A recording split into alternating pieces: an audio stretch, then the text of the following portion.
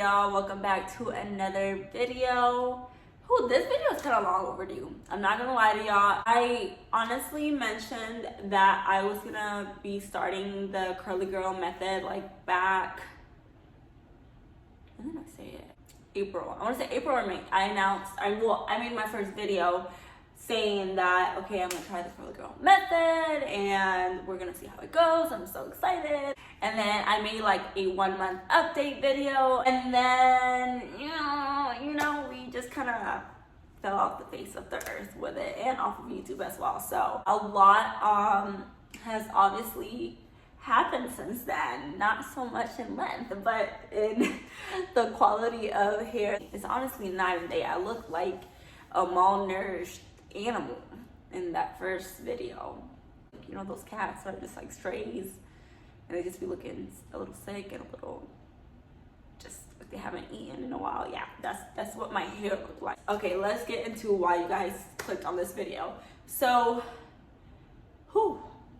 has it been a journey? So obviously I started out looking like this, very sad. This video that I posted back in April of 2020, if you guys want to check it out, I'll link it down below. I basically talked about my hair journey leading up to this point. So this video is going to be more of from April 2020 to now, and kind of what I did to revive my curls. So if you want to know the full history of my hair and how much I messed it up throughout the years of like high school and early 20s, more than welcome to check that video out, because it'll give you the full picture. So long story short, boom, April 2020, your girl is like, I am tired. I am sick and tired of having to do my hair, because obviously who's gonna go in public looking like that? Not I mean, more power to you. I absolutely hated that I had to, if I wanted to wear my hair down, obviously I could put it in a bun and whatever and not put heat on it, but if I wanted to wear it down and feel cute or wear my extensions, like, girl, you're either straightening it or curling it, because that was unacceptable.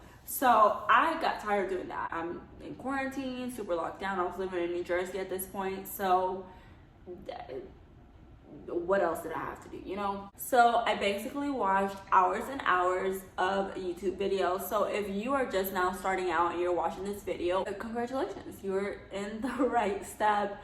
Just know I was in your shoes at one point, thinking that there was no hope, or like feeling very negative, because I'm like, oh, this is gonna take forever. And it could. I mean, a year is kind of a long time, but it honestly does fly fast. It's honestly so worth not having to do my hair, if that makes sense.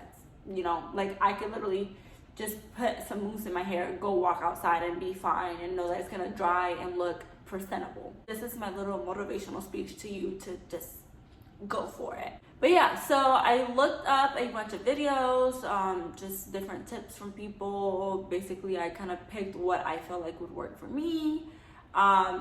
And at the beginning, I went full-fledged. Like, I put no heat. I made sure I used products that were like curly girl method approved, no alcohol, no silicones, no this. Like, I was like a die-hard curly girl method advocate, okay? And that lasted for like 2 months. In July is when I moved to Texas. And when I moved to Texas, I started working. And if you don't know, or you're new here, I used to work in the nightlife. So basically I had to be like done up, hair, makeup, all of that, all of the time when I went to work. So obviously my hair in 2 months, it was better. I wasn't looking like a little scrappy chicken, but at the same time it wasn't to the point where I felt comfortable wearing it naturally, which then led to me putting heat on it. So I feel like that slowed down my process, but I also am not mad at it, because I could give you a realistic, keyword realistic, way to approach this, because I feel like all of the videos that I saw were girls like how I was the first 2 months, like, oh, I'm doing these masks religiously, and I'm putting these oils and blah, blah, blah, and I'm going to freaking this natural, organic stuff and spending all this money, and I'm not putting heat, and I'm not dyeing my hair, and I'm not... And yes, obviously, would I have seen where I'm at now sooner if I didn't put as much heat in my hair as I did? Absolutely. But at the same time, I feel like I would have been going to work not feeling my best, or going out to places and not feeling super cute because of my hair. You know what I'm saying? So it's like, and that's the kind of stuff that discourages people from doing what they're trying to do, whether it's hair journey or a skin journey or a weight loss or weight gain journey. If you go too hard from the get-go, and you do like a complete 180 from your typical routine, I feel like the less likely you are to actually stick by it. So I'm gonna be completely honest with everything that I did, the good and the bad, so you could see that. Yes, you could dye your hair, you could use heat, you could use silicones, you could use alcohol, and you will most likely still see results. Okay, so boom, I get to Texas in July and I have to start putting heat on my hair, and I'm like, oh well, great, there goes all the progress that I made. And kind of, yeah, but at the same time, I tried to be smarter about the way that I put heat on my hair. For example, straightening my hair, I would only have to do it once, and then it'll last me for a couple days without having to retouch it. If I did like a curling iron, same with the wand will last me probably the longest. But the curling iron, for whatever reason, like I would basically have to touch up certain curls every single day, so I was putting more exposure to my hair, to heat. So basically what I'm saying is, if you have to put heat on your hair, limit it. Do it once a week instead of, like, basically just cut down the amount that you're using, and also pick smarter heat styles that will like last you longer, so you don't have to put as much heat on your hair. Also try looking into like the heatless trends. That's one thing that I didn't do, but I wish I did. Like, you know how when they were doing like they still do it, but the roll thing, and then you just twist your hair around it, and once your hair dries, like you have these cute like curls. Try looking for stuff like that will be at like a happy medium, to where like your hair doesn't hate you all the way, but at the same time you still are happy with what your hair looks like. That's tip number one. Tip number two is you have to find what works best for your hair. Like silicones and alcohol, like my hair type and my curls specifically don't hate them. I'm not saying that they love them. They're not like, oh my god, yes, come here, damage my hair. But at the same time, like they didn't really cause an effect on my hair. And that's something I learned with time. Once I started introducing certain products that had those ingredients in it, I realized that my hair didn't react any differently. So that's something that you could try yourself. Nobody could really tell you, because you know everybody's hair is unique. So don't be super terrified of starting chemicals and stuff like that. Just try it with caution and ease into it. Again, everything is just moderation. Like you don't want to go crazy. As far as dyeing my hair, I decided to go with semi-permanent, kind of like a glaze, instead of doing like a permanent color. With this being said, that means I did have to go darker than what I was. I originally, when I moved to Texas, I had dyed my hair like this brown color, kind of like a rich chocolate brown, so pretty. But then my natural hair color is basically what you see now. And it was like grown out to like right where my eyes are, so it was looking a little bit busted. And at that point I had a decision, like, girl, are you gonna damage your new growth, or are you gonna just like chill out? So then I went ahead and I did a glaze. It was black, and I trimmed my hair quite a bit as well. That's the only thing that I do recommend against. Like, do not go lighter. Do not put the heat. Your hair can manage a lot better than actually like dyeing it and bleaching it. Like, girl, just sacrifice it for a year. Like, literally, that's where I'm at now, where I'm like, okay, I feel like my hair can handle it now. If I want to bleach, now that I know the right way and I've researched and know how to take care of my hair afterwards, I feel comfortable, you know, getting highlights or a balayage or whatever I want to do with my hair. Am I gonna do it? No, because now my next goal is growing my hair down to my ass, and until it's there, I'm not touching it. I am not touching it. As far as color, I'm obviously gonna get trims and stuff, but I refuse to put color, and y'all gotta hold me to that, because it's very hard. Stay strong. A year will pass by, or however long it takes your hair to be healthy. You just gotta always remember the end goal. It's kind of like if you have a fitness goal and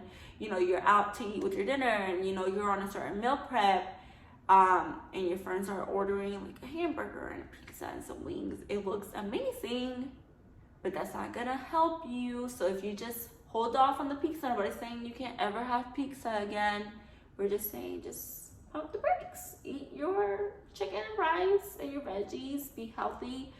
And then when you have room to sacrifice a little bit, then you can, you know, go in. So that's tip number 2. I lost count. Y'all could go along. That's another tip. I have a feeling that this video is going to be a lot longer than I expected it to, and I'm sorry, guys. Let's see what else. Oh, cutting your hair. Okay. At first, I was going to be like, no, I'm super against the chop, like a big chop. And I'm still against a big chop, but you definitely need to be cutting your hair. If you have super, super damaged hair from bleach or heat or whatever it may be, I'm not saying do it all at once, because I personally couldn't do it. But definitely go little by little, like every 2 to 3 months. I would say every 3 months. Go ahead and just trim a little bit, and then another 3 to 6 months, trim a little bit more, another 3, whatever, trim more. This is one thing that I did learn the hard way, because I was super anti cutting my hair. I was like, no, it'll just keep growing, and eventually when it gets long enough, I'll feel comfortable cutting it. This was not one of those situations, you know. The issue with that is that my hair would kind of not grow. I mean, like, it would grow, but it would not grow, if you get what I'm saying. Like, it would always break off. That's why I feel like my hair is not longer now. As you can see, my hair is basically the same length that it was April 2020, which is a little crazy. And I've only cut it twice. So that to me is a little outlandish, or maybe it's realistic. I don't know. I just feel like my hair should be longer, but I know why it wasn't growing for the longest time when I was constantly putting heat on it.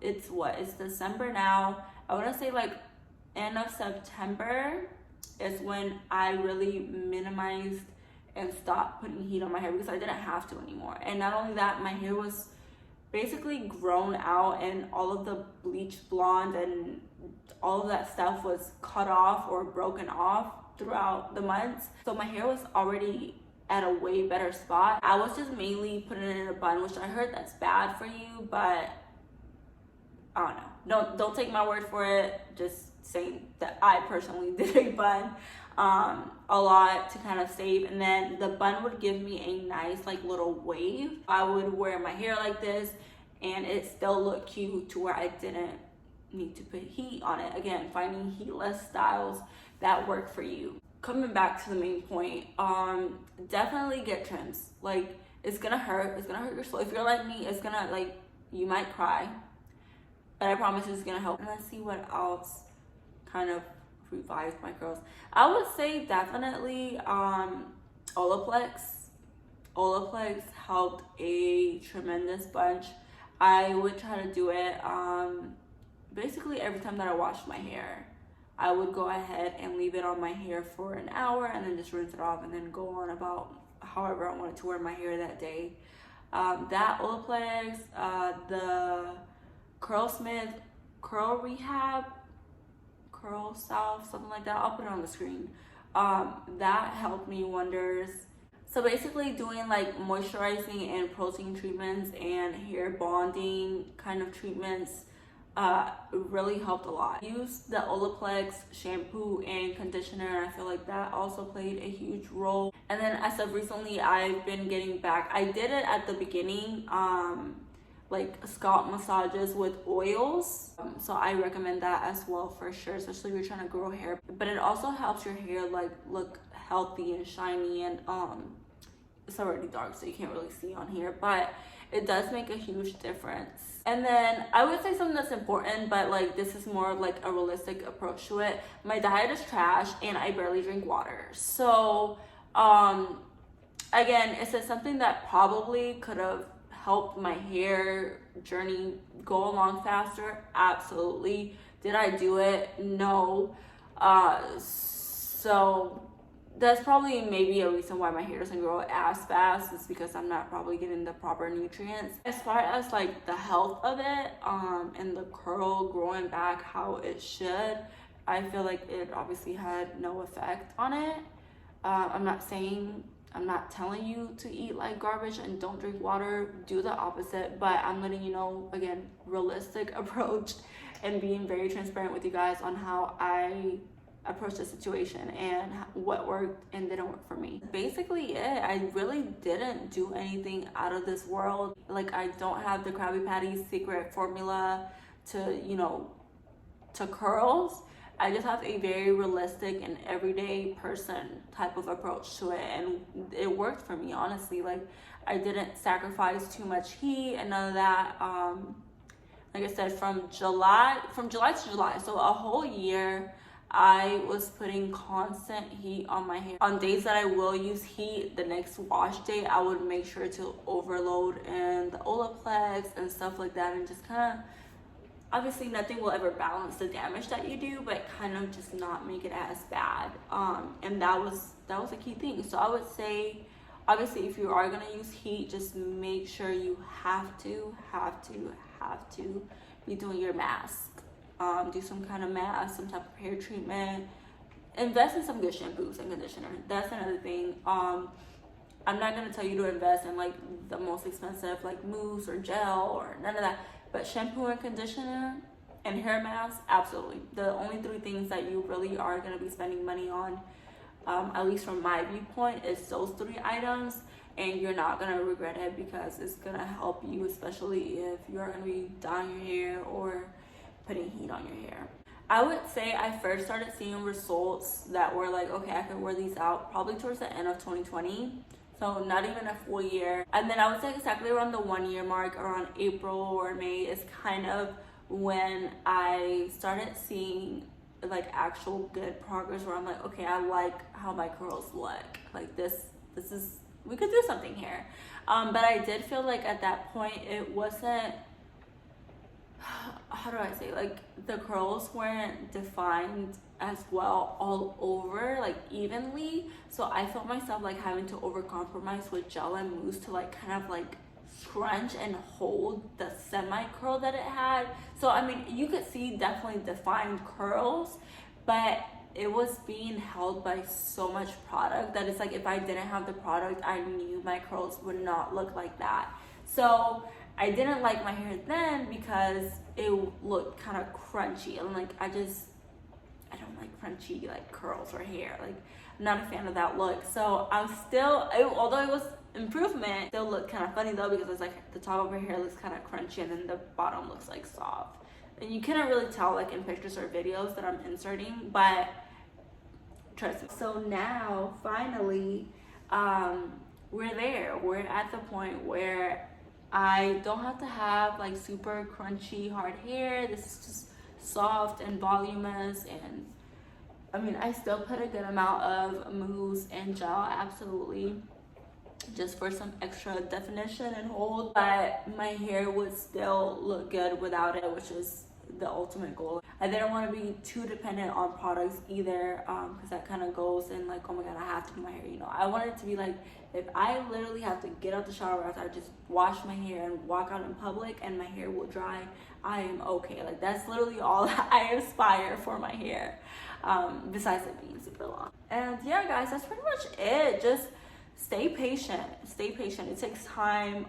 Take pictures though. Take a bunch of pictures, videos and stuff like that. That's one thing that I wish I would have took more of, so I had more to like kind of compare and contrast for you guys, but not so much like on a point where like, oh, you're gonna post it. Just even for yourself, because it kind of keeps you motivated. Again, like any journey that you're going through, you want to document it because you can see how far you've come, and it's really gonna motivate you to keep pushing. So you're like, wow, I did this, and yeah, it might have taken this long, but I'm not where I started. You know what I'm saying? So you definitely want to document your pictures so you can see the comparison between the two and see how far you've come and how good your hair is looking. I came into this video with no talking points, which is probably why I rambled way too much. So I don't know if I missed anything, but yeah, if you guys have any questions at all of any other like tips that I could give you guys, or if you're stuck at a certain point in your journey, let me know. Also, any products that you need recommendations of and stuff like that. I am gonna upload my hair routine, basically how I style it, what products I use to get it like this. After this video, it'll be like a couple days afterwards, so you guys can check that out. And that's it, guys.